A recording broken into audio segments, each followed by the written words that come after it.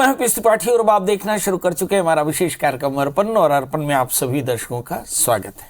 हर रोज की तरह आज हम किसी खास विषय पर बात करने वाले हैं। इसके अलावा हम आपकी राशिफल भी चर्चा करेंगे। हम बताएंगे कि कल आपको क्या खास करना चाहिए। वैसे आज का दिन बड़ा खास है क्योंकि आज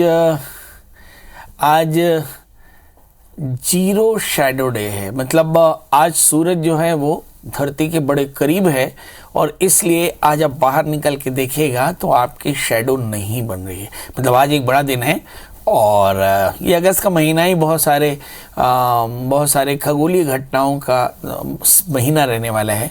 और इसके अलावा आज हम चर्चा करेंगे स्टोन्स पे कि जो जेम्स स्टोन आप पहनते हैं वो कौन सा पहनना चाहिए, इस पे विस्तार से चर्चा होगी। चलिए तो अब विषय पर आते हैं। ज्योतिष शास्त्र के अनुसार रत्न और आपका स्वास्थ्य ये एक दूसरे के पूरक हैं। रत्नों के आकर्षण शक्ति सभी के लिए आकर्षण का केंद्र ही है। इसमें सम्मोहित करने वाली मैग्नेटिक व्यक्ति के दुर्भाग्य को अपनी ओर खींचती है और शुभता को स्थापित करती है। किसी भी रत्न को धारण करने से पूर्व अपनी जन्म कुंडली जरूर देख लेनी चाहिए, जिससे आपके शुभ रत्न ही आप धारण करें, अशुभ रत्नों के विपरीत प्रभाव से आप बच सके।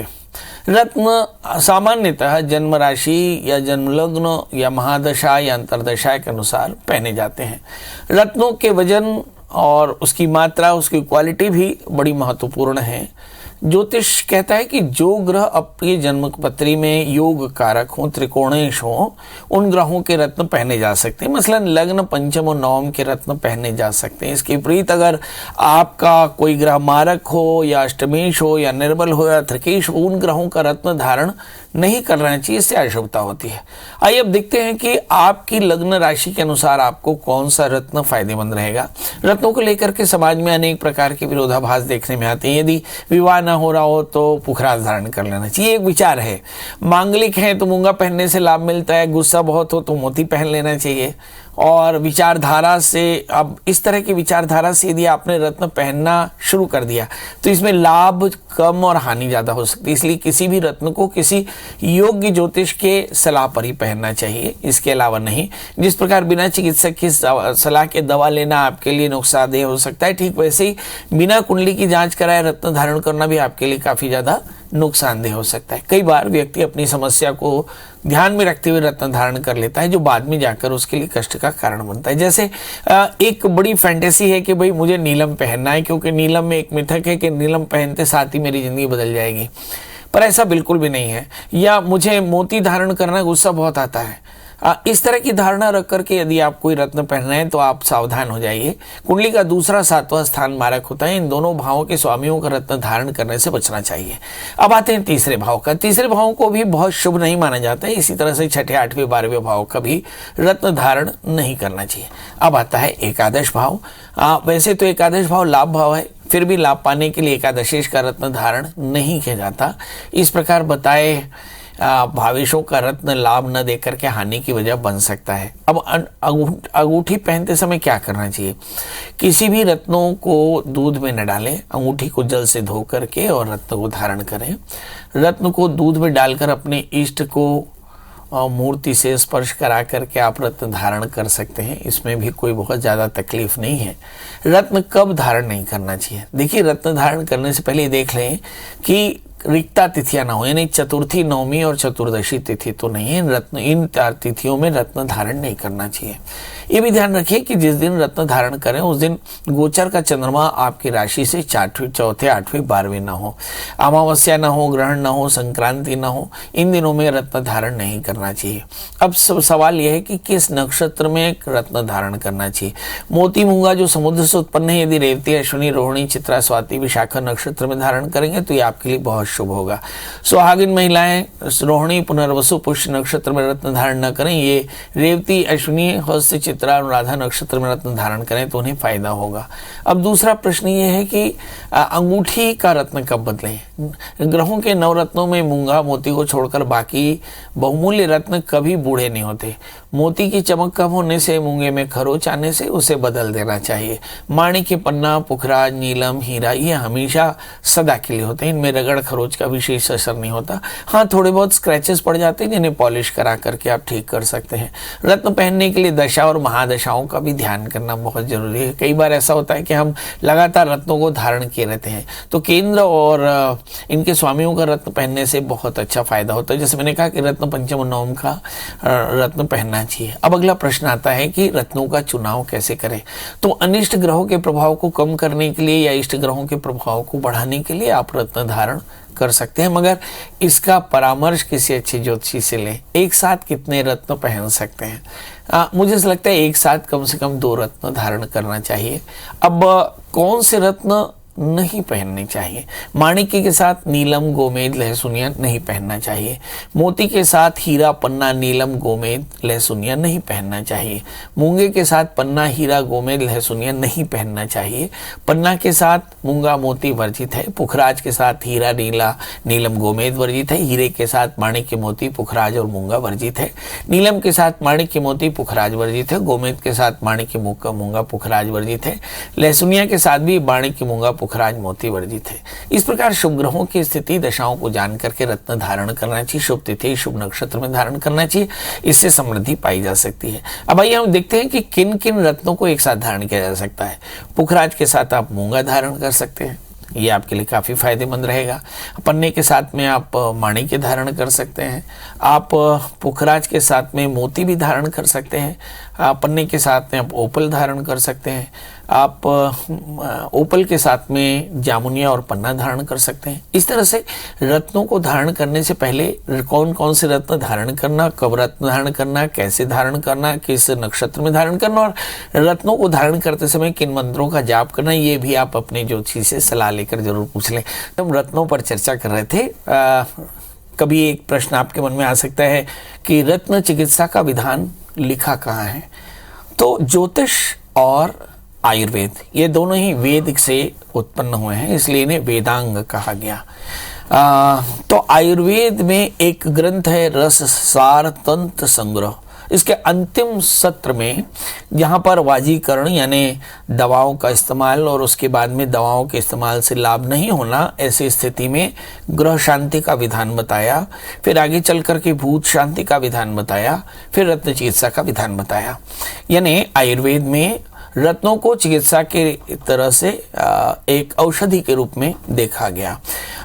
तो रत्नों का एक लंबा अनुभव हम देखते हैं। रत्न चिकित्सा शास्त्र में भी काम आते हैं। जैसे हम आयुर्वेद में पढ़ते हैं प्रवाल भस्म, मुक्ता भस्म, हीरक भस्म, नीलम भस्म, इसके अलावा हम लौह भस्म, इस तरह से बहुत सारे भस्मों को देखते हैं जिसमें धातु के भस्म है, मेटल के भस्म है या रत्नों के भस्म, ये धारण किए जाते थे, ये ग्रहण किए जाते थे औषधि के रूप में, ताकि जल्दी स्वास्थ्य मिल सके। चलिए, तो अब रत्नों की बात पूरी करते हैं और बात करते हैं कल की, यानी कल के राशियों के हाल की, क्योंकि बड़ी तेजी से अगस्त के महीने में ग्रहों का परिवर्तन हो। इन ग्रहों के परिवर्तन का आपकी राशियों में क्या असर पड़ा, ये जाने लेते हैं।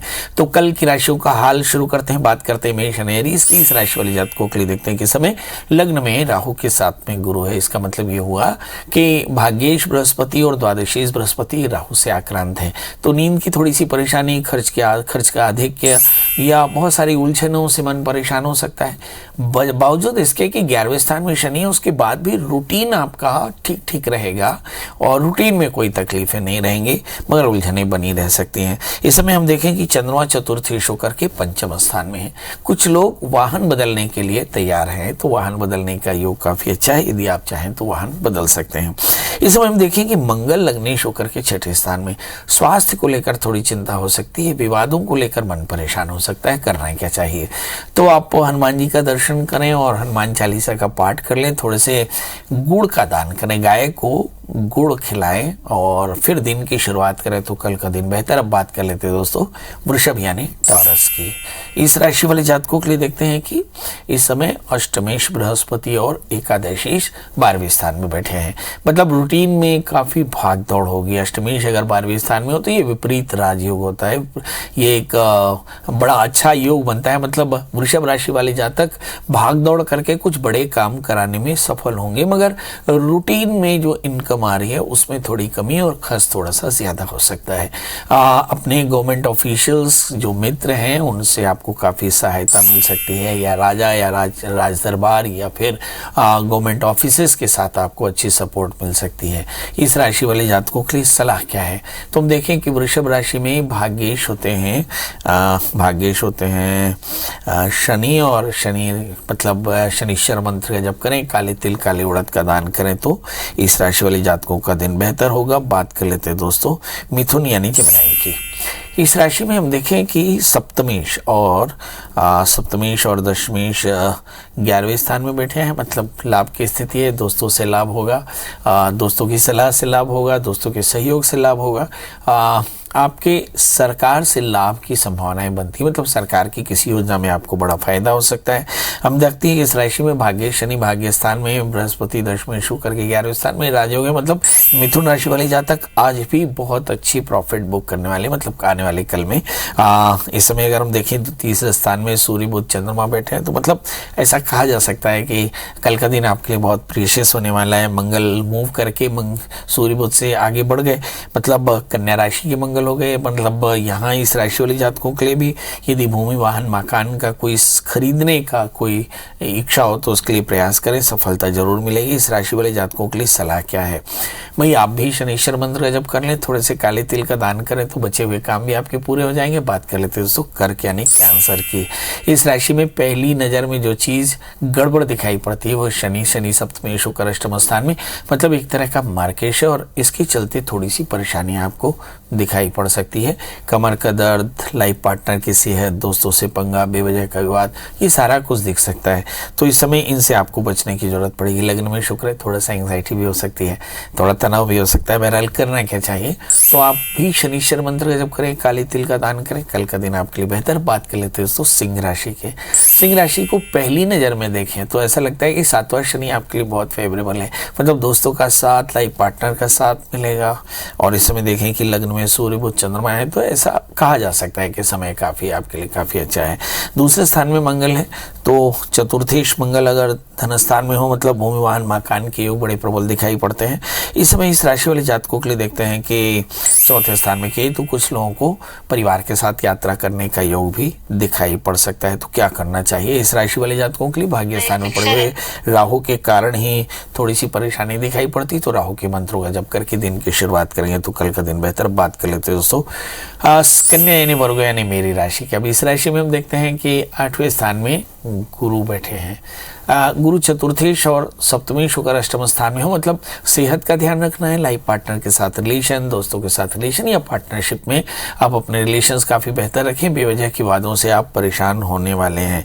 लगातार मैं ऐसा कह रहा हूँ, लग्न में मंगल भी है, हालांकि एनर्जी काफ़ी अच्छी है, मगर फिर भी थोड़ी सी उदासी आ सकती है, क्योंकि लगातार उलझनों से मन परेशान हो सकता है। ऐसा 6 अक्टूबर तक लगातार रहने वाला है, मतलब इस राशि वाले जातकों को लगातार प्रयास करना है, अपने आप को संभालना है।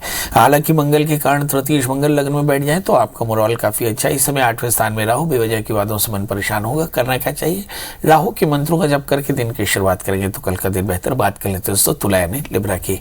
लग्न में केतु 7वें स्थान में राहु, जैसा मैं हमेशा ही कहता हूँ कि केतु के कारण पैरों में चक्की बंदी होती है, मतलब भाग दौड़ काफी बनी रहेगी।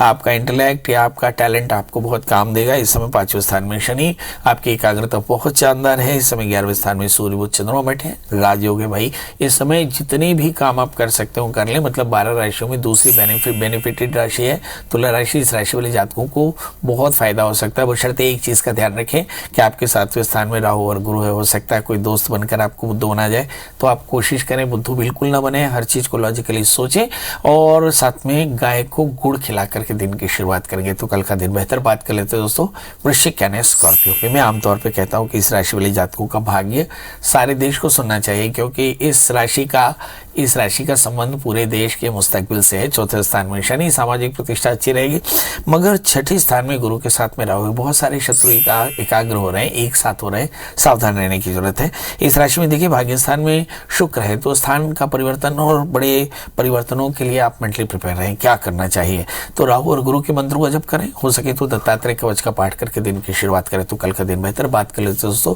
धनु यानी वेजिटेरियंस की। तीसरे स्थान में शनि, स्वभाव का एरोगेंस बिल्कुल ठीक नहीं। पांचवें स्थान में गुरु राहु, भयंकर कंफ्यूजन है, कंफ्यूजन से बाहर आए। एकाग्रता एकदम कम है, किसी भी प्रकार के निर्णय लेते समय थोड़े अपने बॉस या मेंटर या गॉडफादर से आप जरूर बात कर लें। क्या करें जिससे कल का दिन बेहतर हो। आप अपने लाइफ पार्टनर दोस्तों की सलाह लेते रहें और साथ में आप भी भगवान शिव का अभिषेक करके दिन की शुरुआत करेंगे तो कल का दिन बेहतर। बात कर लेते दोस्तों मकर यानी कैप्रिकॉर्न्स की, जिसके चौथे स्थान में गुरु राहु है। मतलब परिवार में बीमारियों से मन परेशान हो सकता है। इस समय सातवें स्थान में शुक्र है। कुछ लोग अपने लाइफ पार्टनर के साथ अपने काम की शुरुआत करेंगे। अच्छी खबर है। इस समय एकादशी मंगल भाग्य स्थान में काम के कुछ नए रास्ते मिल रहे हैं, मतलब कमाई का कुछ नया रास्ता खुल रहा है। आप निश्चित तौर पर नए काम की शुरुआत कर सकते हैं। करना क्या चाहिए आपको चाहिए कि आप राहु के मंत्रों के साथ दिन की शुरुआत करेंगे तो कल का दिन बेहतर। बात कर लेते दोस्तों कुंभ या एक्वारियस की। लग्न में शनि, मतलब कह सकते हैं कि लग्न में शनि आपको एक तरह से विनर बनाता है, पर आठवें स्थान में केतु, यात्राओं में सावधान रहें। दूसरे स्थान में गुरु के साथ में राहु, शॉर्ट टर्म इन्वेस्टमेंट बिल्कुल ना करें। इस समय अगर हम सातवें स्थान में देखें सूर्य व चंद्रमा, तो ढेर सारे दोस्त आपको ढेर सारा लाभ दे सकते हैं। इस समय करना क्या चाहिए तो इस राशि वाले जातकों के लिए चाहिए कि ये केतु के मंत्रों का जप करें, गाय को गुड़ खिला करके दिन की शुरुआत करें तो कल का दिन बेहतर। बात कर लेते दोस्तों मीन यानी पैशंस की।